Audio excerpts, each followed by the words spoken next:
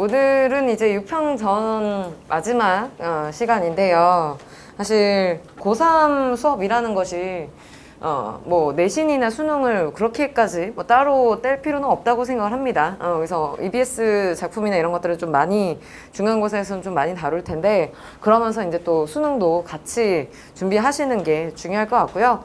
오늘은 이제 선생님이 들어가기 앞서서 이 작품 중요도를 파일을 지금 좀 드렸어요. 프린트를 드렸는데 여기를 보면서 조금 작품 선정 이유들과 그 다음에 어디를 좀 중점적으로 보시면 좋겠는지 이런 것들을 좀 설명을 해 드릴게요. 그리고 일단은 제일 중요한 것은 선생님이 누누이 말씀드렸지만, 일단 뭐 작년에 중요도가 사실 선생님이 이제 뭐 유튜브에도 오픈을 했었고, 그 다음에 이제 뭐 오르비에도 이런 자료들을 이제 업로드를 해서 실제로 다 오픈을 해 놨었어요. 근데 이제 그게 생각보다 적중도가 좀 많이 높았었고, 그래서 실제로 이제 학생들이 되게 많이 이 자료들을 올해도 언제 주냐 또는 주냐 뭐 이런 걸 되게 많이 물어봤었는데, 아니면 뭐 돈 내고서도 뭐 사고 싶다 뭐 이렇게 막 현강을 들어야만 주냐 뭐 이런 얘기를 막 많이 했었는데, 그냥 일단 다 오픈을 하고요. 선생님은 이거를 한 번도 뭐 돈을 받고 뭐 이렇게 오픈을 할 생각을 해본 적도 없고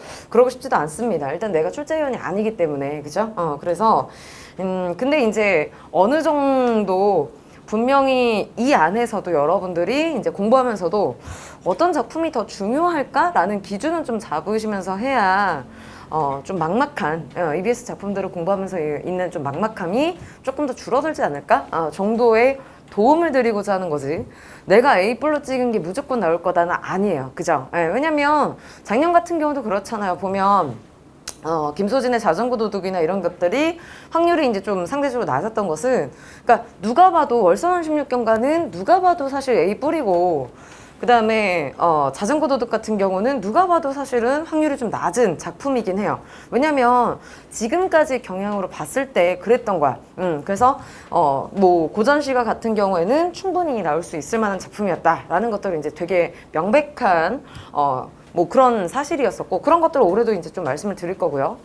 그 다음에 이제 김소진의 자전거 도둑 같은 경우는 90년대 작품이 나오지 않았었기 때문에 그냥 그건 일단 넘어가라고 했지만, 평가원 입장에서는 그러면 한번 내볼게. 너네는 다 확률이 낮다고 했지만 나는 일단 내볼 거야. 이렇게 얘기를 할 수 있는 거라서 사실은 C로는 이유는 보통 대부분은 지금까지 출제되지 않아서라던가 아니면 이제 별로 평가원이 중요하게 보지 않아서라는 것들이 이제 거의 기준인데, 여러분들 입장에서 C니까 그냥 보지 마 이러면서 넘어갈 수 있거든요. 근데 평가원 입장에선 그냥 지금까지 안 냈었으니까 올해는 내볼게 이럴 수 있는 거라, 일단은 이 순서대로 그냥 보셨으면 좋겠고, 어쨌건 전체 다 보시긴 보셔야 되니까. 근데 아무래도 내가 막 별표를 너무 많이 넣고 이런 애들은 이건 진짜 중요한가 보다 이렇게 보시게 될 거잖아요. 그러니까 그 정도로만 참고로 하셨으면 좋겠습니다. 일단은 지금 맨 처음에 보시면 현대시인데, 특히 현대시나 소설 작가들은 모두 반영을 했냐면, 이제 사실은 그게 되게 중요하긴 해요. 왜냐면 살아있는 작가들이 계셔. 그러다 보니까 이분들은 지금 현재도 가치평가가 계속 좀 바뀔 수가 있는 상황이고요.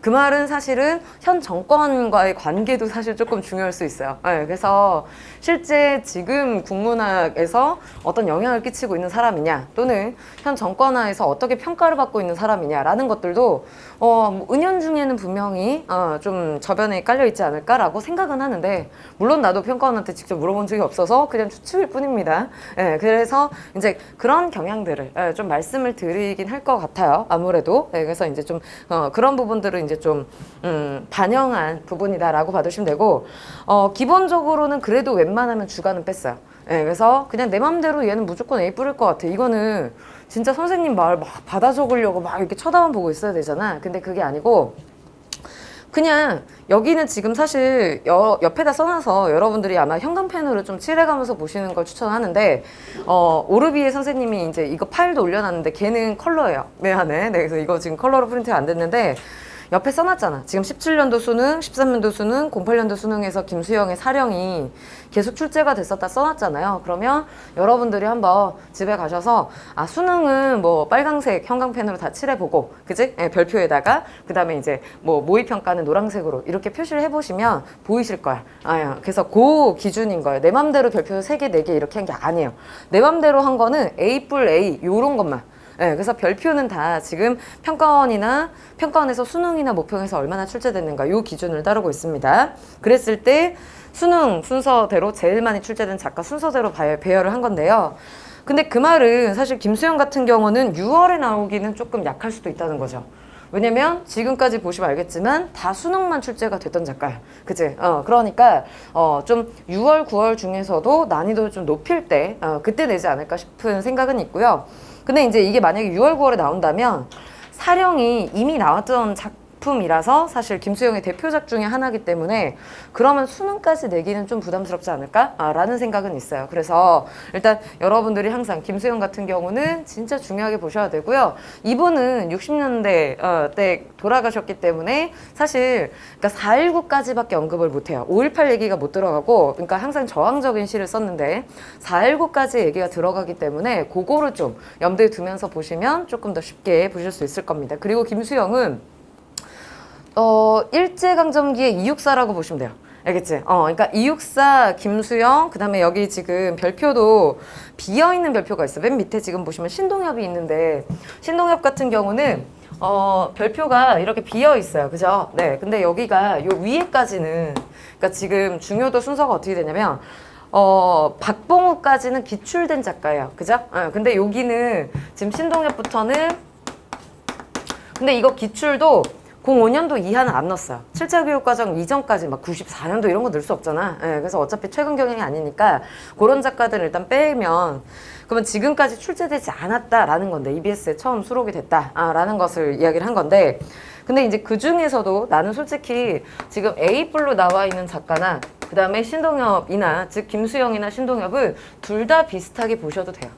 네, 그러니까 EBS에 처음 수록된 작품, 왜냐면 평가원이 무조건 기출됐던 작품만 내지 않잖아. 네, 그러니까 기출됐던 작품들 중에서는 왼쪽에 있는 애들이 중요한 순서이고, 그 다음에 이 비어있는 별표에서는 위에서부터 중요한 순서라고 보시면 됩니다. 그래서 사실 확률적으로는 기출됐던 작가들의 A보다도 얘가 더 높을 수는 있어요. 그래서 일단은 그런 순서로 좀 봐두시면 되는데, 사실 김수영과 신동엽은 또 세트이기도 해요.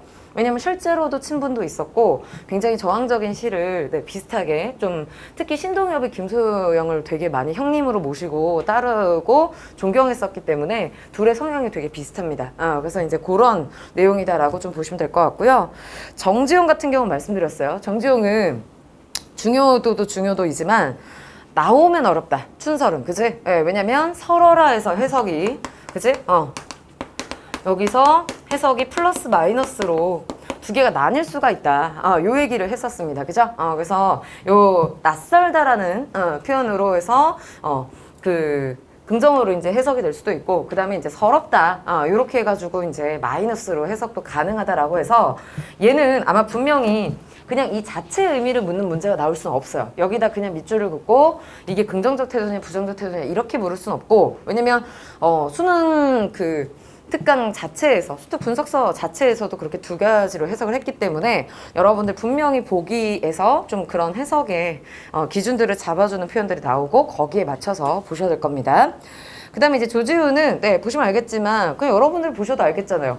그러니까 이렇게 정리를 해주는 사람이 없어서 그렇지, 이 데이터를 딱 보고 나면 진짜 중요하네, 출제되겠네 라는 게 여러분도 보이실 거예요. 그죠? 근데 조지훈 같은 경우는 작품이 어렵진 않아요. 작품이니까 많이 어렵지는 않은데, 그리고 알겠지만 조지훈, 박두진, 박목월 같은 경우는 이제 청록파, 그래서 일제강점기 때 많이 활동을 했던 작가들이고요. 물론 그 안에서도 좀 성격들이 많이 다르긴 한데, 조지훈 같은 경우는 별표는 지금 5개나 돼요. 그죠? 그러니까 되게 많이 출제가 됐던 작가이고, 그 다음에 이제 말씀드렸지만 사실 수능에서는 시인들 같은 경우는 일제강점기 시인들이 되게 많이 나오고요. 소설 같은 경우는 전쟁 이후가 또 많이 다뤄지기도 해요.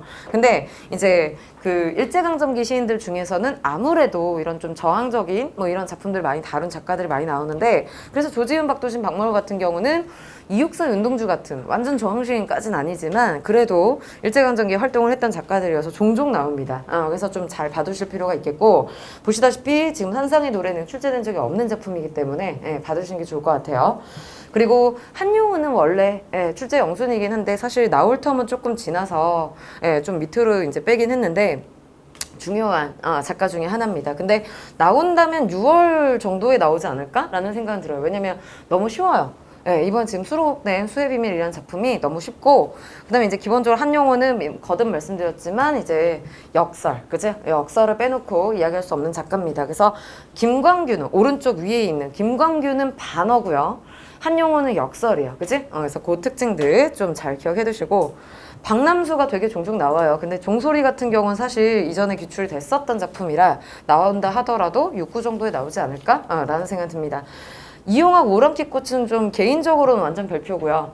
이거는 이제 충분히 6월에 낼 수 있고, 그다음에 이제 오늘 모의고사에서도 보셔서 알겠지만 공부를 안 한 친구들은 해석이 되게 어려운 작품일 수 있어요. 근데 이제 요약하면 오랑캐꽃 이거 해석 어떻게 해야 돼? 오랑캐꽃이 좋다는 거야, 나쁘다는 거야? 그러니까 네가 이름이 오랑캐꽃이라서 되게 안 좋은 평가를 받고 있지만, 그지? 안 좋은 평가를 받고 있지만 사실 나는 네가 그냥 모양만 닮은 걸 알고 있다. 그래서 받은 그 서러움을 알고 있다. 그래서 이 오랑캐꽃에 대한 연민을 보이는 작품인 거야. 그래서 그 주제를 좀 기억을 하시면, 사람들이 그냥 생긴 것만 가지고 오랑캐 그 뒷모양을 닮았다고 해서 이름을 붙였지만 그것 때문에 또 얘가 얼마나 욕을 많이 먹었겠냐 라는 거를 이야기하는 작품이잖아요. 근데 걔가 그 큰 맥락을 모르고 보시면 사실 되게 어렵고, 근데 이용학의 작품 중에 유명한 게 뭐 있어? 여러분들 아는 작품 뭐 있어요? 풀벌레 소리 가득 차 있었다. 그치? 그 다음에 뭐 오라지와 가까운 항구에서 뭐 낡은 집 이런 것들이 대표 작품이고, 계속 EBS에서도 사실 그런 작품만 계속 들어갔었는데 요거는 충분히 좀 새로운 작품이고요. 그 다음에 이제 해석이나 이런 데 있어서도 아주 비유나 이런 것들이 좀 잘 들어간 작품이라 선생님은 6구 중에는 한번 나오지 않을까 라는 생각은 들어요. 수능까지는 조금 쉽고. 그래서 왜냐면 이용학 같은 경우는 주제가 무조건 한정돼 있어. 일제강점기에 유랑민의 삶이에요. 유랑민. 떠돌아 다니면서 이렇게 힘들게 살았던 중국이나 러시아 쪽 이렇게 방황을 하면서 비참한 생활을 살아갔던 민중의 삶을 잘 보여주는 거라서 그 작품성이 충분히 인정이 될 수 있습니다. 그래서 이용학 오랑캐꽃은 좀 잘 봐두실 것을 추천을 하고요. 오장원 성탄제는 조금 쉬운 편이고 그냥 한번 읽어는 보시면 될 것 같고, 신석정 같은 경우는 사실 꽃단물은 조금 주제가 올드하긴 해요. 그래서 이제 뭐 광복 이후에 그 기쁨과 그다음에 우려와 이런 것들이 이제 같이 들어가 있는 작품이라고 봐두시면 되고요. 신경림 작가는 사실 A 중에서는 이제 위로 두긴 했는데 뭐 그렇게까지 출제 가능성이 많이 높다라고 생각지는 않습니다. 뭐 근데 이제 이걸 그래도 이제 상위로 둔 이유는 뭐 나올 텀이 조금 지났고, 그다음에 이제 그 우리 동네 느티나무들은 사실 EBS 계속 수록이 안 됐었던 작품이라서 봐두실 필요는 있을 것 같아요. 봐두실 필요는 있고, 기본적으로 신경림 작가 하면 민중들의 입장에서 서술을 합니다. 그래서 이제 좀 특이한 건 뭐냐면 그러니까 시인이잖아요. 이 사람은 농부가 아니잖아. 근데 농부의 입장에서 써요. 그러니까 농무라든지 이런 것들도 농촌에 있어서 너무 좋아, 이렇게 풍류를 즐기는 양반 이런 느낌이 아니라 그냥 이제 우리 고전 문학에서도 민중은 체험의 공간이라서 너무 힘들잖아요. 노동하면서 너무 힘들잖아. 여기도 약간 그런 타입으로 내용이 들어가 있어요. 그래서 이제 뭐 농무나 이런 것들도 현실적인 얘기, 실제로 먹고 사는 게 너무 힘들다 농촌에서 뭐 이런 얘기들을 좀 비판적으로 드러내기도 하고 이래서 되게 중요한 작가입니다. 신경림 같은 경우도. 근데 중요하지만 쉬워서 수능까지는 아니고 6월 9월 정도에 나올 만한 작가라고 생각을 하고요. 백석은 그냥 너무 좋아. 내가 개인적으로 좋아해. 근데 너무 모든 사람들, 모든 국어 강사들이 너무 좋아하는지 모르겠는데 많이들 항상 좀 설레발을 많이 쳤었어요. 올해 백석 나온다. 막 이러면서 이제 계속, 예, 그래서 이제 약간 염원 같은 걸 보여준 것 같은데, 그래서인지, 뭐, 계속 나올 때가 지났는데, 뭐, 출제는 안 됐던 것 같아요. 근데 이제 백석은 특징이 보시면 알지만 되게 길게 써. 되게 길게 쓰는데, 사실 길게 쓸수록 쉬운 작품이에요. 왜냐면 자기가 말을 많이 하다 보면 자기 심정을 많이 노출해. 그러다 보니까 정서 태도를 찾기에는 되게 쉽거든요. 그래서 백석은 얘기했잖아. 그냥 너무 외로워. 자기 너무 외롭고 쓸쓸한데, 근데 중요한 건 뭐야? 마이너스인데 마이너스에서 끝나질 않아. 네, 이 사람이, 그러니까 극복 의지는 없어요. 중요한 건 이 현실을 어떻게든 나 마이너스고 너무 외롭고 쓸쓸한데 이러면서 극복하려는 태도는 없는데, 중요한 건 약간 마인드를 바꿔서 정신승리를 혼자 하죠. 그래, 뭐 나처럼 대단한 예술가가 원래 이렇게 좀 배고프고 쓸쓸하지, 이렇게 해서 이제 현실에 대한 인식을 바꾸는 정도인 거지, 극복 의지 없어. 알겠지? 그것만 좀 주의해서 보시면 돼요. 백석 같은 경우는. 서정주는 네, 중요한 작가인데 많이 나왔어서 이번에는 뭐 사실 네, 나오기가 이제 조금 이르지 않나? 라는 생각은 듭니다. 무등을 보면 또 너무 쉽거든요. 그래서 요거는 그냥 한번 읽어보시면 되겠고, 김광규는 나오기에는 빨라요. 예, 지금 사실 18년도 수능이 나왔었기 때문에, 그래서 낸다면 뭐 6월이나 9월 정도일 텐데, 나오기 조금 빠르지만 만약에 나온다면 기억하실 거 뭐라고? 단어만. 알겠지? 상행에서 계속 그래 너는 TV나 보고 살으렴 뭐 이러면서 이제 얘기를 하는데, 그냥 그런 거지. 엄마가 그래 공부하지 마. 아유 너 같은 게 무슨 공부야. 그냥 TV나 봐. 뭐 이런 식으로 얘기하는, 노여하지 마시고 그런 식으로 얘기하는 그런 태도예요. 그지? 그래서 김광규의 상행 같은 경우는 이제 그거를 이제 좀 기억만 해주시면 좀 쉬우실 거고요. 이육사 꽃은 너무 기본 작품이라, 그죠? 그냥 받으시면 되고, 나머지는 이제 네, 뭐 별표 하나씩 정도는 그냥 한번 보시면 될 텐데, 별표가 지금 빵꾸난, 올해 EBS 처음 수록된 작품 중에 중요한 것은 신동엽 정도. 신동엽 정도랑, 사실 기영도에 홀린 사람은 약간 정치적이라서, 좀 요거가, 좀 많이, 여러 가지가 고려돼야 되지 않을까라는 것들이 좀 있어야 될 것 같아요. 네, 그래서 왜냐면 이제 경우에 따라서 누굴 저격했냐 뭐 이런 얘기가 또 나올 수가 있는 작품입니다. 사실 기영도 홀린 사람은. 그래서 그냥 이런 작품이 있다 정도는 한번 봐두시면 되겠고, 문정희는 쉽게 내려면 될 것 같고요. 뭐 근데 그렇게 가능성이 높다고 생각하진 않습니다. 그래서 나머지는 그냥 한번 읽어보시면 되는데, 밑에 C-로 윤동주와 고재종을 넣은 이유는 너무 중요한데 작년에 나왔어. 작년에 나온 작가는 사실 올해 내기는 좀 그렇죠. 그래서 왜 EBS 넣는지 모르겠지만 어쨌건 이렇게 순서로 넣어봤습니다. 그래서 그것만 좀 보시고요. 얘는 지금 좀 이렇게 설명할 게 있었던 게, 고전은 내가 별로 얘기를 안 할 거야. 왜냐면 다 봐. 고전 그냥 다 보세요. 특히 고전 시간은 다 보시는 게 무조건 유리해요. 그래서 웬만하면 한번 쫙 읽어보시고, 근데 이제 이 중에선 지금 딱 보면 내가 야 정철의 3인국 봐, 되게 중요할 거야 막 얘기를 했어. 그래서 만약에 나왔다고 쳐. 그러면 와 선생님 진짜 대단해 이래요?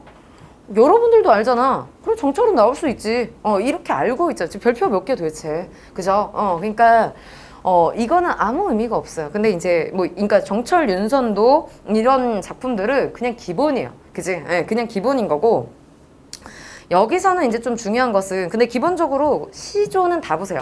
이제 시조는 그냥 다 A뿔이야. 나왔든 안 나왔든 간에. 근데 이제 나는 여기서 개인적으로는 용비어천가나 만원사가 나왔으면 좋겠다. 그래야 여러분들 시험 범위가 좀 줄어드니까. 그지? 뭐 그냥 그런 소원 정도가 있고, 그리고 만원사는 이번에는 좀 낼 때가 되지 않았나? 라는 생각은 들어요. 근데 이제 낸다면 주의할 점 말씀드렸었죠. 만원사는 일반적인 유배가사하고 완전히 특징이 다르다. 라고 해서 보통은 억울함을 호소를 진짜 많이 하는데 얘는 억울하지 않아. 죄인이라서, 실제 죄를 짓고 간 사람이라 누명을 쓰고 간 게 아니에요. 자기가 탈세하고 이렇게 걸려가지고 그래서 간 사람이기 때문에 억울함을 호소하진 않는데, 그 대신 되게 찌질함을 어필해. 임금님 제가 잘못한 거 아는데 여기 너무 힘들어요. 진짜 죽을 것 같아요. 이 얘기를 30장을 넘게 썼다니까. 그래서 차라리 나는 6월에 나와줬으면 좋겠다라는 거죠. 여러분들 편하시게. 근데 안 보면 개인 또 찝찝하거든. 근데 아마 수능이 분명히 실제 범위를 줄여주진 않을 것 같아서 6월에는 안 낼 것 같다라는 생각은 듭니다. 뭐 내도 9월이나 뭐 이렇게 되지 않을까라는 생각은 들고요.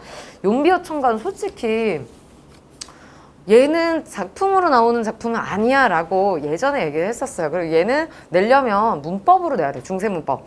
이라고 이제 항상 얘기를 했었는데 16년도 수능에 나오니까 할 말이 없어졌지, 그지? 네, 그래서 이 올해 지금 참 공부를 하기도 그렇고 안 하기도 그런 게 용비어천가 같은 경우는 1수, 2수, 그 다음 125수에서 이제 처음 부분하고 맨 마지막 부분만 수록이 돼 있어. 그럼 우리 부분은 그 나머지 다 봐. 이렇게 지금 한 건데 사실 내용이 고사가 너무 많아서요.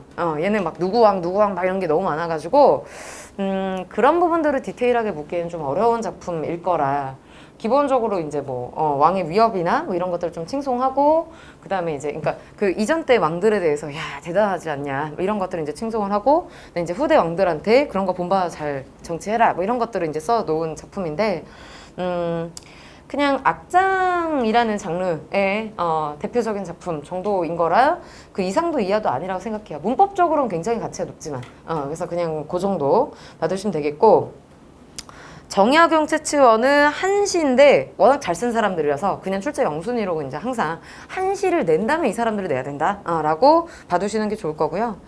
이제 나는 근데 이 중에선 사실 전곡, 저언가, 팔곡하고 간민가 얘네가 좀 많이 중요할 것 같아요. 특히 이제 간민가 같은 경우는 나 같으면 수능에 내려고 좀 아껴놓을 것 같은데 왜냐면 이게 되게 특이하잖아요. 지금 생원하고 그죠? 그 다음에 이제 간민의 입장에서 대화를 하는데 일단 대화 형식 자체도 많지가 않고요. 현대시는 거의 없어. 그러니까 고전시가에서 보통 대화를 좀 뽑아내려고 하는데 그거 뽑아내봤자 삼인국, 송민국 이런 애들밖에 없고 그죠? 송민국 이런 애들 대화 같은 경우에 그러니까 거의 없으니까. 근데 여기서는 또 대화를 하면서 생각이 좀 아예 다른 애들이잖아요. 생원 같은 경우 오히려 철없게 그죠? 현실 파악 못하고 뭘 어디 가겠다 그러냐. 양반들도 딴 데 가면 다 굶어 죽던데 넌 평민인데 그럼 굶어 죽어 이랬더니 이제 생원 보고 이제 간민이 너 생원이고 뭐고 하여튼간 지금 내 말 좀 들어봐. 내가 지금 죽겠어. 이런 얘기를 쭉 하면서 핍박받고 사는 민중의 삶을 토로를 하는데 주제적인 측면도 너무 좋고 내용도 너무 잘 썼고 그 다음에 뭐 대화 형식이나 이런 것들이 너무 완벽해서 나는 솔직히 6구 수능 중에는 무조건 한 번은 내야 되지 않나? 라고 생각을 해요. 그래서 간민가는 좀 잘 봐두실 것을 추천을 합니다. 그리고 훈기사순가도 뭐 네 한번 읽어보시고요. 야청도 이성은 네 뭐 한번 나오긴 했었는데 뭐 그렇게까지 중요한 작품은 아니고 그냥 해석만 뭐 어차피 한시 같은 경우는 현대어로 다 해석이 될 거라서 그냥 한 번만 읽어보시면 그냥 뭐 그렇게 어렵지 않게 보이실 거예요. 그래서 보시면 알겠지만 고전은 선생님이 C로 분류한 게 뭐밖에 없어. 구지가밖에 없어. 구지가 빼고 다 보란 소리야. 알겠지? 네. 왜냐면 이거를 막 작년에 막 F 막 이런 것도 해주고 했더니 그만 F는 안 봐도 되나요? 이런 것만 보고 있는 거야. 안 봐도 되나 이런 것만. 그래서 이제 그 대답을 듣고 싶은 거 하는 것 같은데 보지 마. 이 대답이 듣고 싶은 거죠. 근데 나는 보지 말라는 소리는 절대 안 할 겁니다. 알겠지? 네, 그냥 확률적으로 낫다라는 거고. 근데 구지가는 안 봐도 되긴 해. 구지가는. 근데 안 봐도 알잖아, 그치? 그래서 뭐 내면 야 올해 구지가를 냈어 라고 그냥 놀라워는 할 텐데 뭐 그렇게 뭐 그거 가지고 여러분들이 또 원망하지도 않을 거고, 그치? 네, 구지가 정도는 그냥 보시면 됩니다. 그 다음에 이제 현대소설, 고전소설인데, 현대소설은, 좀 시의성을 많이 봤어요. 특히나 소설 작가들이 되게 현대 작가들이 많아요. 그러다 보니까 이제 지금 살아계신 분들도 되게 많아서 문단에서의 평가가 좀 중요한 작가들이 많아가지고 요거는 좀 참고를 해보시는 것도 나쁘지 않을 거라고 봅니다. 근데 이제 윤은길 같은 경우는 사실 뭐 주제적인 측면이나 뭐 이런 것들에 있어서 충분히 올해 수능도 나올 수 있는 작가라고 생각을 하고요. 그 다음에 이제 이문구는 사실 좀 이르죠. 이르고 근데 이제 관천수필만 2번 나왔었기 때문에 그래서 근데 우리 동네 이씨는 너무 EBS에서 너무 이 사람을 밀어. 자꾸 이씨, 황씨 뭐 이렇게 해서 이게 되게 연작소설로 이것저것 많이 있거든요. 근데 계속 내는 편이라서 여러분들이 뭐 에피소드를 다 외우실 필요는 없고 그냥 에피소드처럼 이렇게 시트콤처럼 나오는 작품인 거예요. 그래서 그냥 그 주제만 그 갈등만 이 작품 안에서 수록된 부분에서의 특징만 좀 봐두시면 되겠는데 내가 봤을 때는 이거는 올해는 수능까지는 이 작품으로는 수능까지는 좀 힘들지 않을까라는 생각이 듭니다. 그리고 박완서는 별표를 해두실 필요가 있는데 박완서는 왜 그러냐면 그러니까 아무래도 평가원도 계속 노력은 할 거예요. 여성 작가를 어떻게든 넣고는 싶어 할 거예요. 근데 이제 넣을 만한 작가가 누가 있을까라는 게 항상 고민일 텐데 왜냐면 이제 특히 여성 작가들 같은 경우 일단 여성 작가들 자체가 많이 활동을 많이 안 했던 것들도 있고 그 다음에 이제 또 살아계신 분들 같은 경우는 가치평가 아직 안 끝났으니까 되게 위험하잖아요. 근데 이제 박완서님은 돌아가셨기 때문에 평가나 이런 것들 사실 다 끝났죠. 그리고 너무 페미니즘적이지도 않아.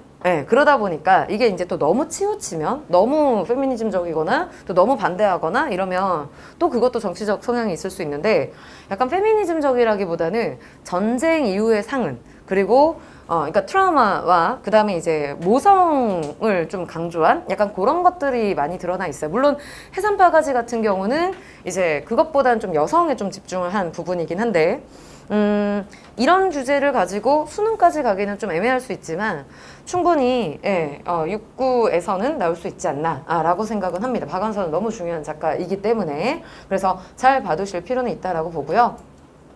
채만식은 김유정이랑 묶어보세요. 채만식, 김유정. 왜냐면 이제 채만식 같은 경우는 특징이 풍자예요. 풍자. 그리고 김유정은 특징이 뭡니까? 해악이죠. 둘의 차이는 기본적으로 해악은 뭐라고, 그러니까 둘 다 기본적으로 이걸 이제 미의식으로 가면 정의는 어려워, 그치? 있는 것의 입장에서 있어야 할 것을 거부하는 상반이라고 했는데 너 모르니? 이렇게 또 기억 안 나는 척 하고 있을 수 있어요. 그래서 선생님이 쉽게 생각하실 때 뭐라고? 해악과 풍자 같은 경우에는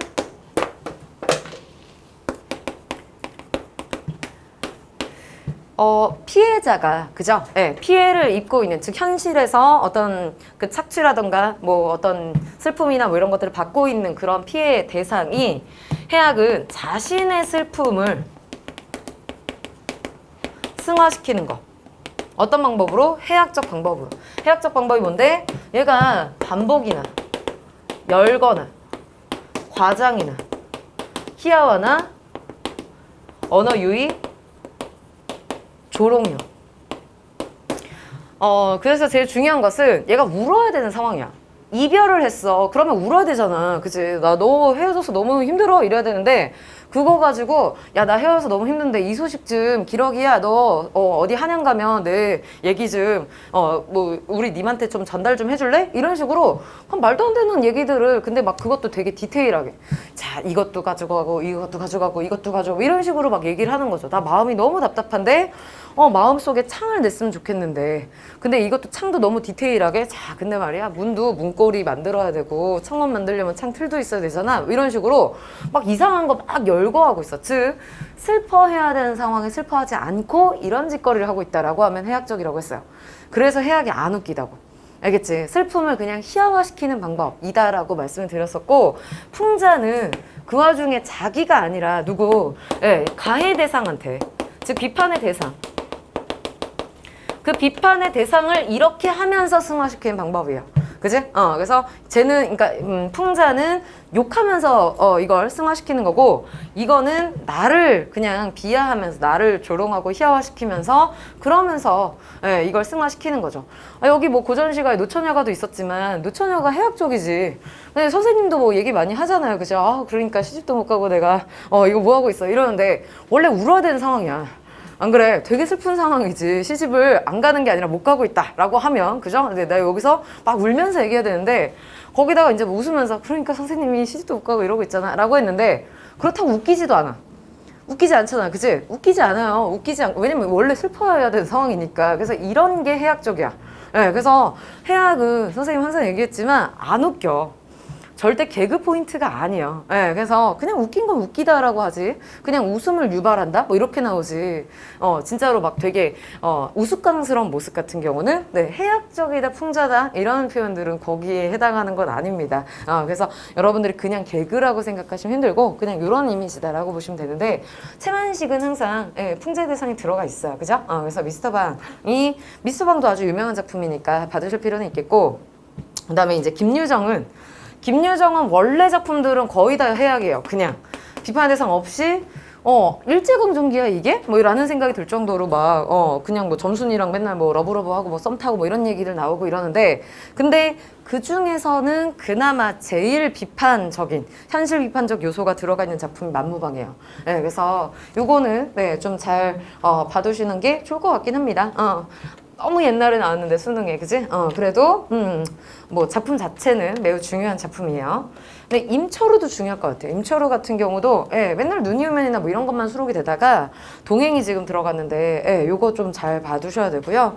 뭐 염상섭은 항상 출제 영순이지 뭐. 예, 그래서 염상섭 같은 경우도 예, 봐두시면 좋고, 염상섭은 자연주의라는 말을 쓰기도 했어요. 그러니까 이 사람의 작품 경향을, 그러니까 그 말이 뭐냐면 리얼리즘을 넘어서 너무 그 상황 자체를 그냥 팩트 그대로 보여준 사람이다.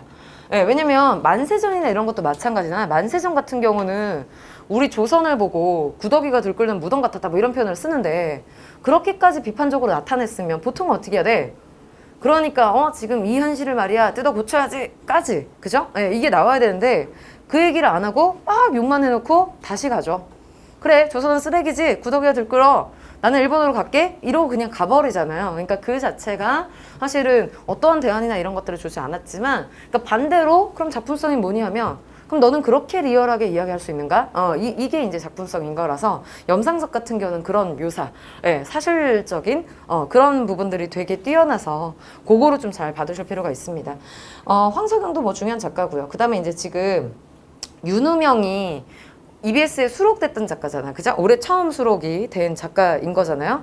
근데 이제 윤우명 같은 경우는 왜 별표 3개를 줬냐면, 일단은 기본적으로 조금 진보적인 작가이긴 하고요. 예, 그래서 이제 충분히 뭐 시의성을 따져서 봤을 때는 충분히 다뤄질 수 있는 작가라고 보고, 그 대신 좀 주의사항은, 사실 나는 윤우명보다는 성석재가 나올 확률이 조금 더 높다라고 보는데, 왜냐면 윤우명은 이 작품 같은 경우 특히 원숭이는 없다는 너무 어려워서, 이게 2016년도에 임용고사에 출제가 됐었어요. 근데 임용고사가 평가원이 출제하거든요. 근데 거기서도 논란이 될 정도였어. 너무 어려워서. 예, 그래가지고 그 정도의 작품이기 때문에 그냥 작정하고 올해 한번 애들 죽여볼까? 라고 내는 정도면 낼 것 같은데, 뭐 그런 게 아니라면 굳이 뭐 이렇게 어렵게 뭐 낼까라는 생각은 있습니다. 근데 윤우명이라는 작가가 일단 눈에 보인다라고 하면 되게 좀 어려운 내용이니까 보기를 꼼꼼하게 읽고 여기에 맞춰서 분석해야 되겠다. 수록 부분에 대한 부분, 그리고 얘기했지만 앞부분 줄거리나 중략 부분 줄거리 되게 중요해요. 그래서 그거 잡아가면서 보셔야 됩니다. 성석재는 안 어렵지? 안 어려운데 참 계속 넣어요. 네, 그래서 성석재도 잘 봐두세요. 네, 성석재 같은 EBS에 진짜 안 빠지고 계속 들어가고, 황만근도 계속 들어가요. 네, 그래서 이제 뭐 오늘 수업도 하겠지만 요 작품 같은 경우도 지금 보시면 이제 황만근이 되게 이제 평범한 인물인데, 그 평범한 인물을 둘러싼 평범한 인물들이 얼마나 비정하냐, 뭐 이런 것들을 이제 인간의 이기적인 모습들이나 이런 것들을 이제 좀 농촌 현실을 통해서 보여주는 작품이라서 이제는 내지 않을까, 한 번은 내지 않을까. 왜냐면 지금 거의 한 4-5번 낸 것 같아요, EBS에. 그래서 좀 잘 봐두실 필요는 있을 거라 봅니다. 나머지는 그냥 순서대로 보시고, 지금 C로 분류한 작가들 같은 경우는 솔직히 어떤 특징들이 있냐면, 친일의 경험이 있다거나, 뭐 어떤 느낌인지 알겠죠, 그지? 그리고 이제 좀 너무 보수적인 뭐 이런 것을 그런 발언이라든지 사상으로 논란이 됐었던 작가들을 좀 아래로 뒀어요. 그래서 나도 궁금하긴 해요. 이런 작가를 낼까? 라는 궁금함이 있어. 그래서 만약에 낸다라고 하면, 그래, 올해는 9월에 이제 수능에 선생님이 이제 그걸 조정해서 말씀을 드릴 텐데, 굳이 이렇게 낼 작가들이 많은데 그렇게까지 낼까? 같은 이유로 유치진도 못 나온다라고 생각은 해요. 유치진이 16년도 수능에는, 그래서 15년도에는 나왔지만 그 이후로 이제 언급되지 않은 이유도 친일 인명사전에 뭐 넣냐 맞냐 뭐 이렇게 얘기가 될 정도의 작가였었기 때문에, 그런 사람까지 굳이 낼까? 라는 생각이 있습니다. 그래서 이제 그것만 특징 알아두시면 되겠고, 김소준 왜 넣은지 모르겠어요. 그치? 자전거도 내는데 뭘 또 내려고, 그지? 그래서 그냥 그래서 밑으로 넣습니다. 뭐 아예 뭐 ABC 뭐 이런 것도 안 넣었어요. 고전 소설은 다 보세요. 다 보는데 특징이 뭐냐면, 영웅 이야기이거나 판소리계 소설이거나 금오신화이거나 그지? 예. 그리고 박지원이거나. 그래서 나는 사실 이 중에서는 만복사적 포기, 예, 요거 좀 중요하고요. 금오신화여서. 금오신화 같은 경우는 이제 특징이 약간 비현실적 얘기들이 좀 많이 들어가요. 예, 그래서 근데 이제 작품마다 좀 다른 특성들이 있지만 뭐 이생규장전이나 만복사적 포기나 이런 것들. 만복사적 포기는 배경은 절이고 근데 판타지죠. 그지? 죽은 이와의 사랑을 이야기하는 거라서 근데 이제 약간 뭐라고 하지? 좀 제사 같은 느낌? 예, 그래서 죽은 사람이 와서 그 여인하고 사랑을 나누는데 가족들이 못 믿는데 자꾸 증거들을 주고 그 다음에 이제 부모님 있는 데서 자꾸 안 믿는데 옆에서 저 밥 먹고 있는데 이랬더니 안 보여 우리는 뭐 이러고 있어. 근데 옆에서 달그락달그락 하는 소리가 들리는 거야. 그걸 보고 이제 믿어요. 부모가 죽은 딸을 가진 부모가 믿고 그 다음부터 이제 잘해주고 뭐 이런 게 나오는데 그래서 이게 약간 좀 제의성이 있죠. 제의성이라는 말이 이전의 수능에 기출에 됐었던 단어인데 제의적 성격이란 뜻인데 이게 뭘까? 제사. 네, 제사의 그 특징을 보여주는 특징이라는 거예요. 사실 이 단어 워딩 자체가 어려워요, 얘는. 그래서 좀 그런 특징이 있는 좀 특이한 비현실적 이야기가 좀 들어가 있는 작품이고 네, 뭐 심청과 흥보가 있는데 둘 다 중요합니다. 판소리계 소설은 뭐 누가 더 중요하다 이렇게는 안 볼 것 같고요. 박지원은 근데 이제 중요하긴 한데 예덕 선생전보다는 일야구도하기가 좀 나올 확률이 높은가 봐요. 그죠? 지금 사설 모의고사들에서 계속 일야구도하기가 출제되고 있으니까 박지원 같은 경우는 양반이 양반을 비판하거나 그 다음에 이제 또 양반이 새로운 시각들을 좀 많이 보여주다 보니까 그게 이제 좀 출제가 될 수 있습니다. 그래서 그것만 집중해서 좀 봐두시면 될 것 같아요. 유춘전 정도 그리고 좀 중요하고 나머지 이제 출제됐던 것들 네, 그래서 그 정도 순서로 네, 보시면 될 것 같습니다. 그리고 극수필에서는 네, 사실 신형복까지는 좀 많이 중요하다라고 생각을 하고요. 이익은 중요한데 할기준 자체 주제가 그러니까 할기준도 되게 낯선 작품이잖아요. 근데 주제가 뭐 그렇게 어렵지 않아서 뭐 굳이 낼까라는 생각은 조금 있고요. 그 다음에 사실은 이제 봉산탈춤이나 이런 거는 너무 여러분들이 꼭두각시 노름이나 뭐 이런 것들이 이제 너무 부담 안 가지셔도 되는 게 전통극은 사실 출제할 사람들, 출제할 교수들 자체가 많이 없어요. 네. 이 극문학 자체가. 네. 그리고 너무 이본이 많고 이러다 보니까 사실은 봉산탈춤은 내기가 너무 어려워요.